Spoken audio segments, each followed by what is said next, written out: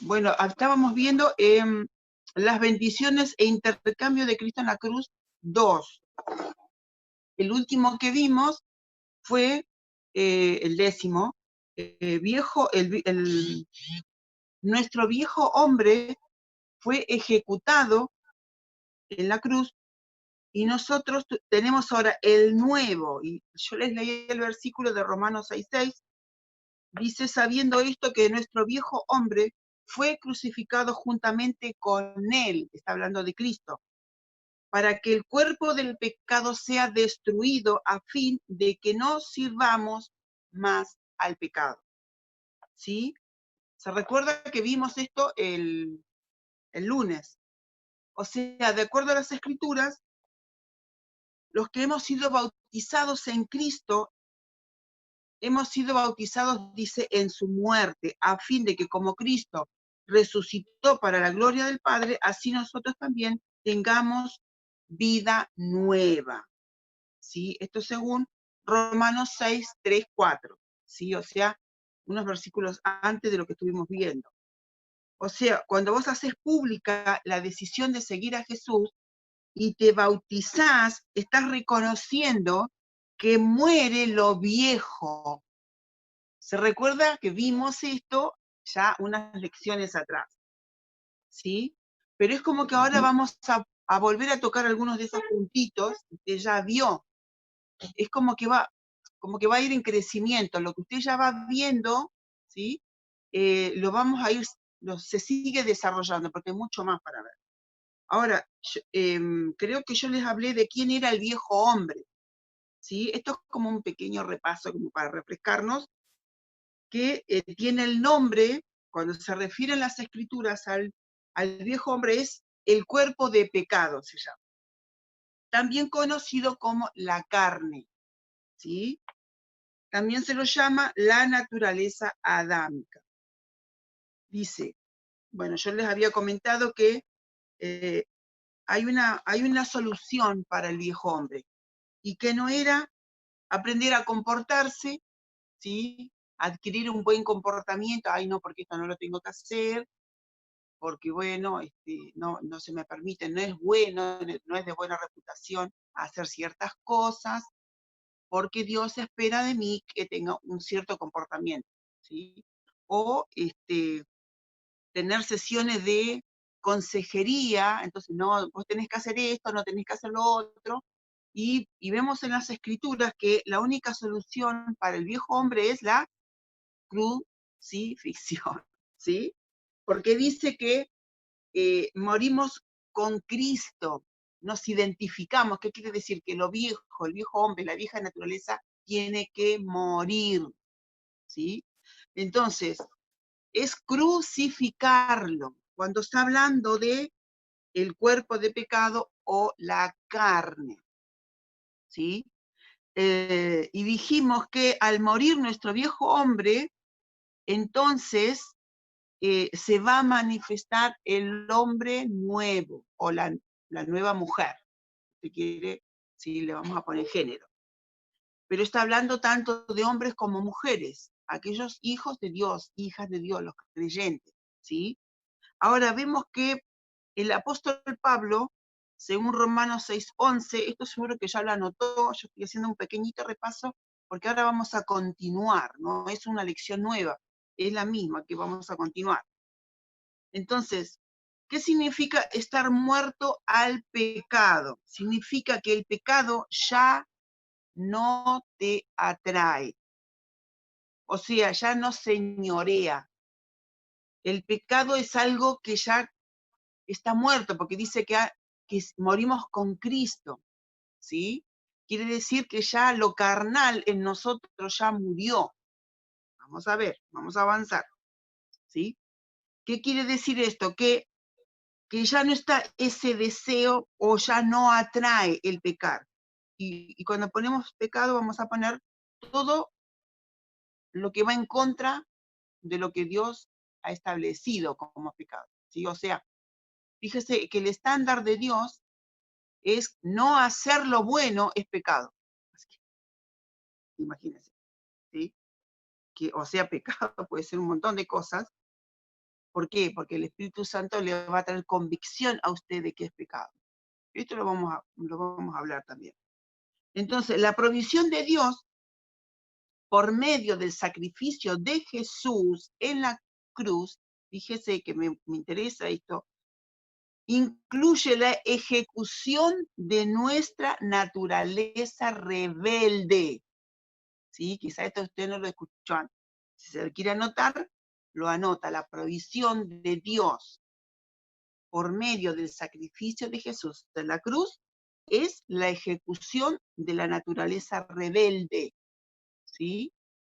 Entonces, podemos ver que Dios quiere que vivamos una vida de victoria porque el viejo hombre, el hombre rebelde, ya ha sido ejecutado en la cruz. ¿Cuándo? Cuando nosotros nos identificamos, ¿sí?, en la salvación. Y ahí comienza el proceso de hacer morir a la carne. ¿Sí? Ojalá fuera que cuando usted se bautiza y sale, y es un, por supuesto que en la fe usted es un nuevo hombre, por supuesto, ¿sí? Hay personas que se le nota, tienen un cambio, pero radical, tremendo, ¿sí?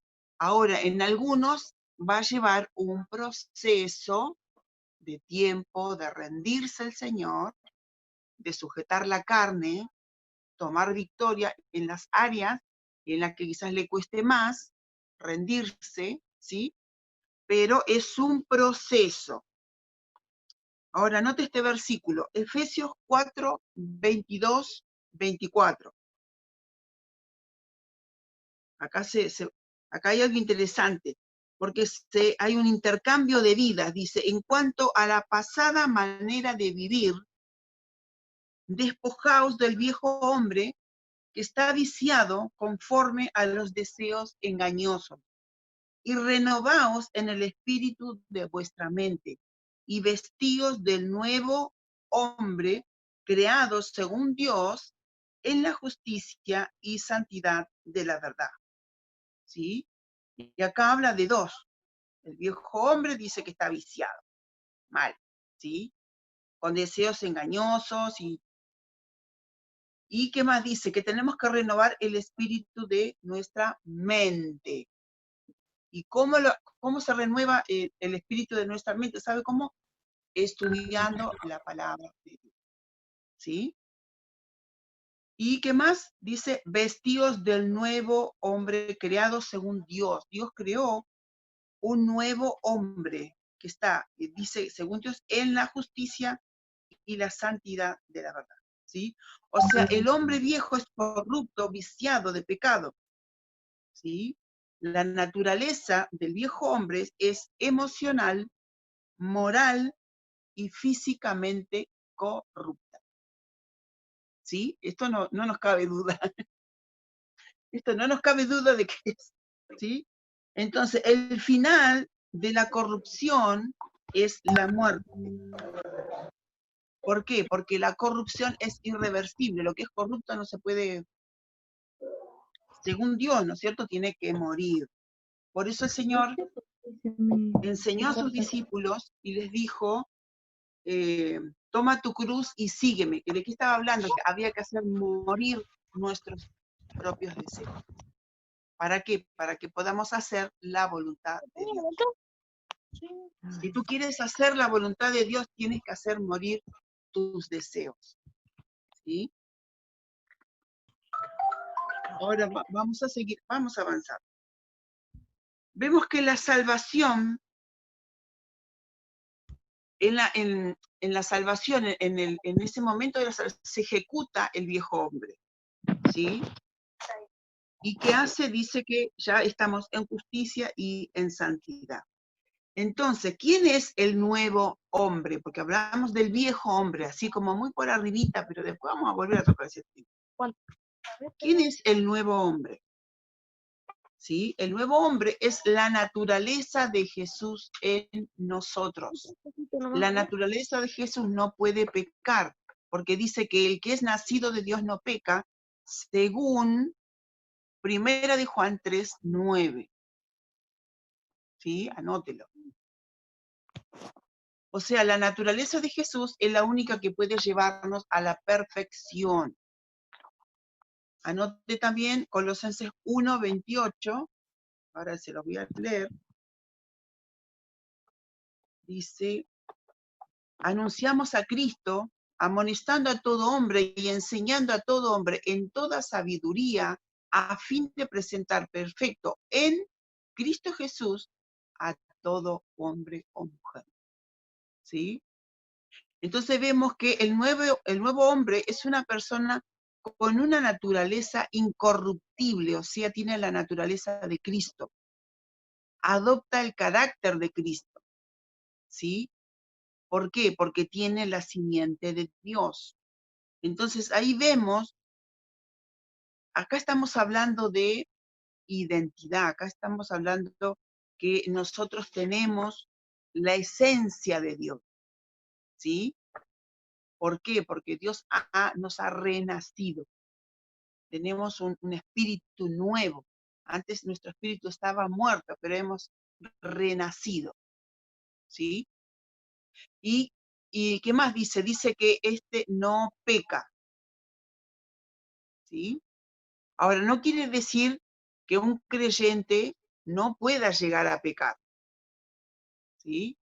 Yo le había dicho, según Primera de Juan 3:9, dice, todo aquel que es nacido de Dios no practica el pecado, porque la simiente de Dios permanece en él y él no puede pecar, ¿sí? Ahora, cuando vemos en la carta escrita por el apóstol Pedro, él dice, renacidos, anótelo si quiere, Primera de Pedro 1:23, renacidos no de simiente corruptible, sino de incorruptible por la palabra de Dios que vive y permanece para siempre. O sea, ¿qué es lo de que determina el fruto que producimos en nuestra vida? ¿Sabe qué es? La manera en que vivimos. Entonces, si crucificamos el viejo hombre diariamente, vamos a poder vivir una vida de victoria. Y no que el pecado, ¿sí?, nos vuelva a atar. Me refiero, una vez que vos sos salvo, que vos entregaste tu vida al Señor, vos ya lo recibiste como Señor Salvador, te bautizaste, ¿sí?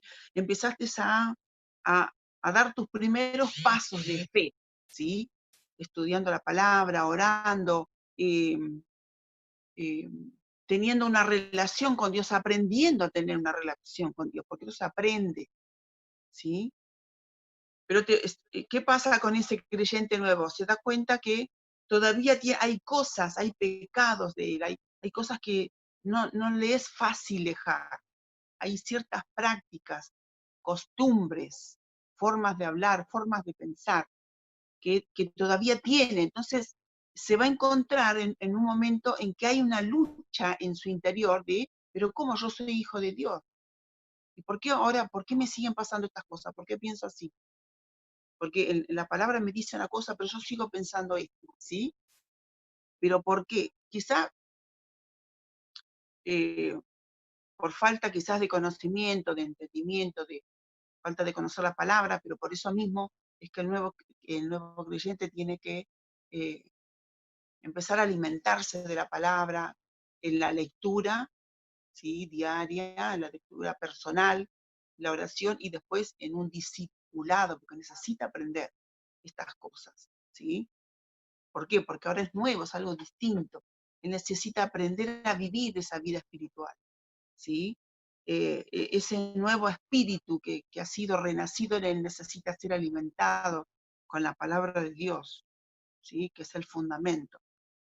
Entonces, el fundamento de nuestra fe en donde es sostenido, ¿sí?, a través de la palabra y las promesas de Dios. Entonces, de esa manera, al crucificar al viejo hombre diariamente, tomando decisiones, porque ¿cómo lo crucificamos? Si estamos hablando eh, de un ser espiritual, somos un espíritu que tiene un alma y vive en un cuerpo, ¿sí?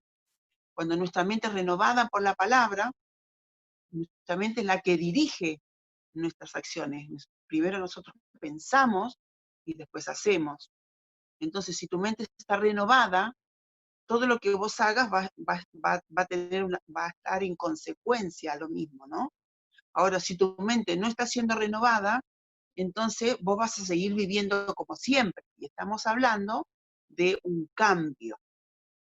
Ahora, le voy a dar este versículo, pero el hacer morir, que yo quisiera que les quede claro, es un proceso continuo de decisiones, ¿sí? O sea, estamos hablando de cada área de nuestra vida, ¿sí? Todos los días decidimos por Cristo, todos los días decidimos obedecerle. Señor, hoy te voy a obedecer, hoy voy a hacer lo que vos querés, hoy me voy a rendir, hoy me voy a consagrar, ¿se entiende? Es un ejercicio, es algo cotidiano, hasta que uno lo aprende, ¿sí? Hasta que ya es parte de tu vida, es parte de eh, se hace parte de tu ser, ¿no? ¿Sí? ¿Se entiende lo que estoy diciendo?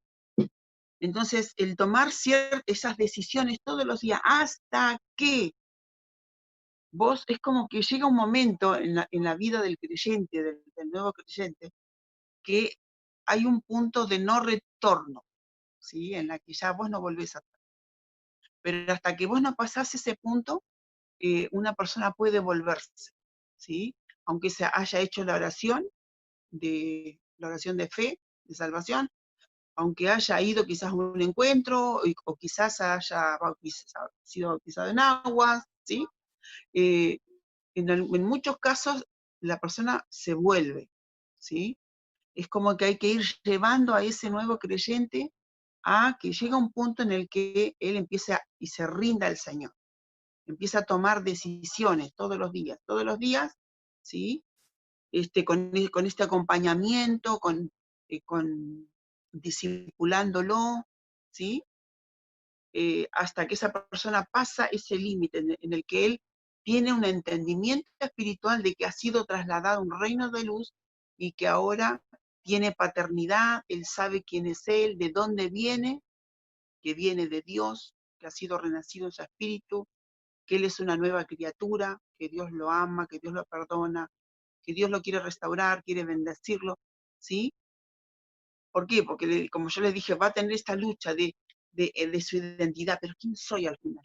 Soy hijo de Dios, pero ¿por qué sigo haciendo esto? Sigo haciendo la vida que hacía antes. ¿Qué pasó conmigo? Entonces yo no sirvo para esto. Y empieza a cuestionarse, ¿no? Porque el enemigo, por supuesto, siempre va a querer hacerlo volver, ¿sí? Eh, va a ser, va a tener muchos cuestionamientos, va a empezar a dudar de si lo que está haciendo es verdadero o no, si Dios existe o no, si esto es falso o no. Entonces empieza a tener ciertos conflictos, ¿no? Entonces, anote Colosenses 3, 1, 5, este es un versículo, que el apóstol Pablo dice: si pues habéis resucitado con Cristo, buscad las cosas de arriba, donde está Cristo sentado a la diestra del Padre. Dice: poned la mira en las cosas de arriba, dice, no en las de la tierra, porque habéis muerto, y vuestra vida está escondida con Cristo en Dios. ¿Sí? Fíjese, esta es la revelación que tenía Pablo. Entonces, se da cuenta que hay una vida espiritual, hay cosas que son más importantes que la que vemos con nuestros ojos naturales. Hay cosas que son más importantes y eternas, ¿sí? Porque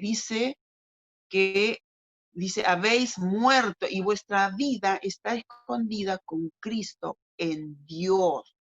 O sea, cuando Cristo, nuestra vida, se manifieste, entonces vosotros también seréis manifestados con Él en gloria. Necesitamos revelación de la palabra. Fíjate, esta palabra es tremendamente poderosa. Lo que está diciendo, lo que nos está diciendo, que nosotros ya hemos muerto en Cristo, con Cristo, y nuestra vida está escondida en Él. y dice que cuando Cristo en nuestra vida se manifieste, entonces nosotros vamos a ser manifestados con Él en gloria, ¿sí?